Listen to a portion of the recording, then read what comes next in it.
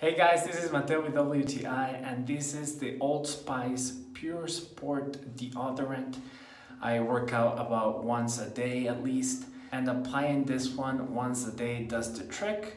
I sweat a lot when I work out and I feel like this one really helps to control my sweat and my smell.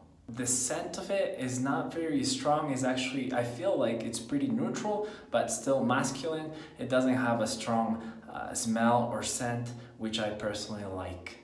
The texture of it is not like gooey or sticky or anything like that. If you can see right here, like it really blends in very well with your skin, so it's not sticky or anything or makes you feel uncomfortable. So I really recommend to you this deodorant by Old Spice, and that is my point of view.